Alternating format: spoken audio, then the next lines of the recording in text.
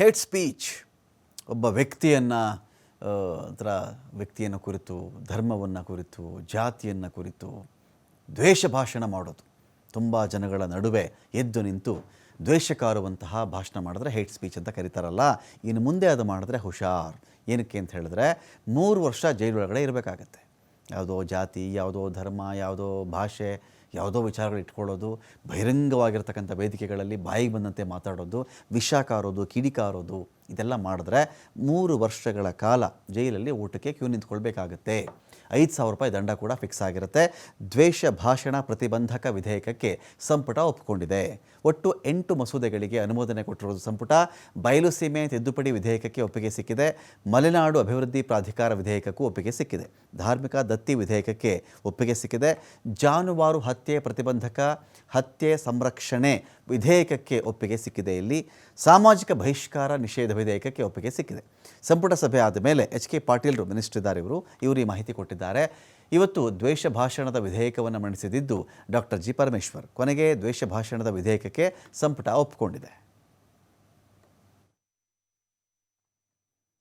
ಏನು ದ್ವೇಷ ಭಾಷಣ ಮಸೂದೆ ಅಂತ ನಾವು ಚೆಕ್ ಮಾಡಿಕೊಂಡಾಗ ಭಾಷೆ, ಧಾರ್ಮಿಕತೆ, ಜನಾಂಗೀಯ, ಜಾತಿ, ಸಮುದಾಯ, ಲಿಂಗ, ಲೈಂಗಿಕ ದೃಷ್ಟಿಕೋನ, ಜನ್ಮಸ್ಥಳ ವಿಚಾರವಾಗಿ ದ್ವೇಷ ಭಾಷಣ ಮಾಡುವಂತಿಲ್ಲ.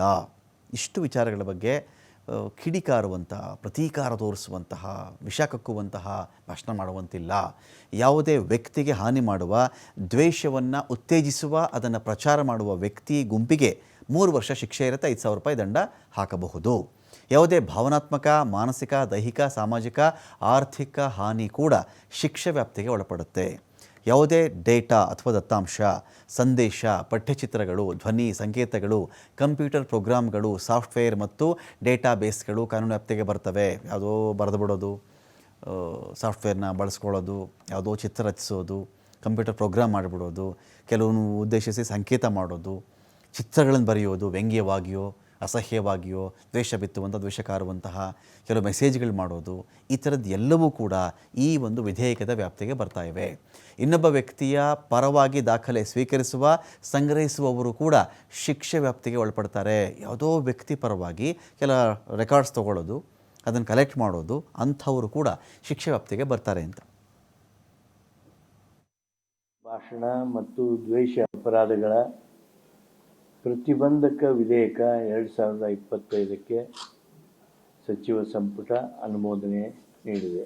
ತಮಗೆ ದ್ವೇಷ ಭಾಷಣ ಯಾವುದು, ಸೈದ್ಧಾಂತಿಕವಾಗಿರ್ತಕ್ಕಂಥ ನಿಲುವುಗಳ ಅಭಿವ್ಯಕ್ತಿ ಯಾವುದು, ಅದನ್ನು ವ್ಯತ್ಯಾಸ ತಮಗೆ ಹೇಳಬೇಕಾಗಿಲ್ಲ.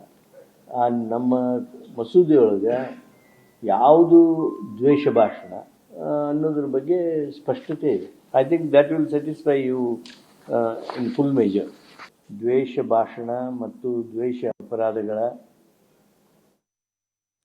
ಸರ್ಕಾರದಿಂದ ದ್ವೇಷ ಭಾಷಣ ಪ್ರತಿಬಂಧಕ ಮಸೂದೆ ತರುವಂಥ ವಿಚಾರಕ್ಕೆ ಸಂಬಂಧಪಟ್ಟಂತೆ ಈ ಬಿಲ್ ವಿರುದ್ಧ ಸದನದಲ್ಲಿ ಏನು ಮಾಡಬೇಕೋ ಮಾಡ್ತೀವಿ, ವೆಯ್ಟ್ ಮಾಡಿ. ಈ ಬಿಲ್ ವಿರುದ್ಧವಾಗಿ ಸದನದಲ್ಲಿ ಏನು ಮಾತಾಡಬೇಕೋ ನಾವು ಮಾತಾಡ್ತೀವಿ ಅಂಥೇಳಿ ಬೆಂಗಳೂರಲ್ಲಿ ವಿಪಕ್ಷ ನಾಯಕ ಆರ್ ಅಶೋಕ್ ಹೇಳಿಕೆ ಕೊಟ್ಟಿದ್ದಾರೆ. ಸೋಮವಾರ ಸಂಜೆ ಶಾಸಕಾಂಗ ಪಕ್ಷದ ಸಭೆಯನ್ನು ಕರೆದಿದ್ದೇವೆ, ಅಲ್ಲಿ ತೀರ್ಮಾನ ಮಾಡ್ತೀವಿ ಅಂತೇಳಿ ಅಶೋಕ್ ಮಾತಾಡಿದ್ದಾರೆ. ಈ ಬಗ್ಗೆ ನಮ್ಮ ಕೇಂದ್ರ ನಾಯಕರಿಗೂ ಮಾಹಿತಿ ಕೊಟ್ಟಿದ್ದೇನೆ ಅಂಥೇಳಿ ಬೆಂಗಳೂರಲ್ಲಿ ವಿಪಕ್ಷ ನಾಯಕ ಆರ್ ಅಶೋಕ್ ಹೇಳಿಕೆ ಕೊಟ್ಟಿದ್ದಾರೆ.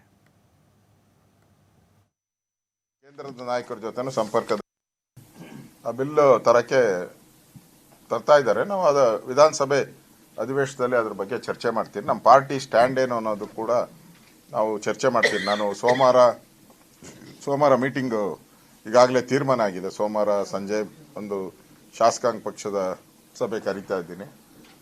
ಅವಾಗ MLAಗಳು ಬೆಳಗಾವಿಯಲ್ಲಿ ಅಲ್ಲಿ ತೀರ್ಮಾನ ಮಾಡ್ತೀರಿ ಇದ್ರ ಬಿಲ್ ಬಗ್ಗೆ. ಮತ್ತು ನಮ್ಮ ಕೇಂದ್ರದ ನಾಯಕರ ಜೊತೆನೂ ಸಂಪರ್ಕದಲ್ಲಿ ಇದ್ದೀರಿ. ಈ ಬಿಲ್ ಬಗ್ಗೆ ನಮ್ಮ ಕೇಂದ್ರದ ನಾಯಕರ ಜೊತೆನೂ ಮಾತಾಡಿದ್ದೀನಿ ಈಗಾಗಲೇ ಅದ್ರ ಜೊತೆ.